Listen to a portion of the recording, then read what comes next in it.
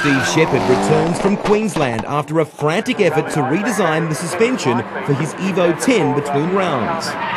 Considering it takes 4 days for us to drive here, plus testing and things like that, as well as try run a business. But yeah, no, it's been a tough call, but we're looking forward to it. We've got more than one set of suspension this weekend that we'll be using, and we'll just see how things go. And where hardly anything goes unnoticed.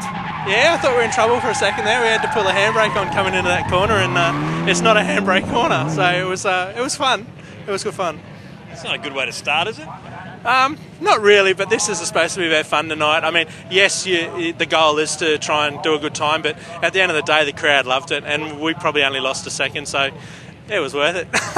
Not having fun is Steve Shepheard in the Oztec suspension Evo 10, forced to eat Lee Hines dust.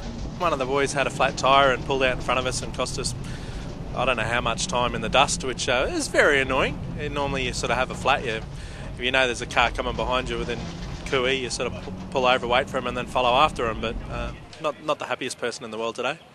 He's shout at the bar on Sunday. I think he owes me a cart and not just one. Steve Shepheard is 20 seconds behind Darren Windus and rounds up fellow Queenslanders Ryan Smart and Simon Knowles, who were separated by the South Australia. Steve Shepheard's Evo 10 has tyre issues as well. Tyres are not in good condition. We've used 6 tyres for the whole day, whereas we should have really used 8. 4 were new and 2 were second hand, so I did the best I could with what I had, I guess. 4 tyres is $2,000, so that's as it is. That's a fair bit of money to go through for 100 kilometres of competition. We should have used 8.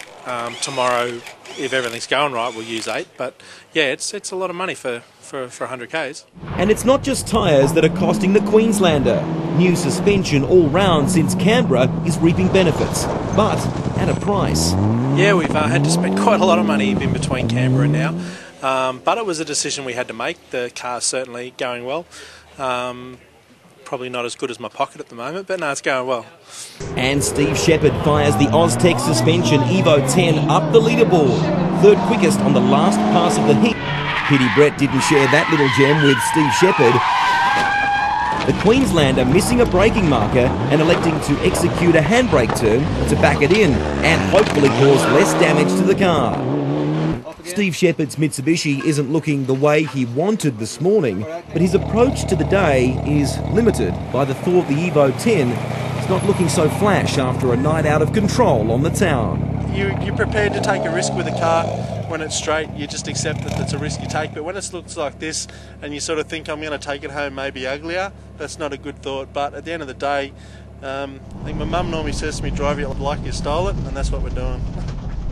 Shepheard's control of the car this morning is not ideal either. The diff controls were damaged in the crash, and that means plenty of wheel spin and lost time.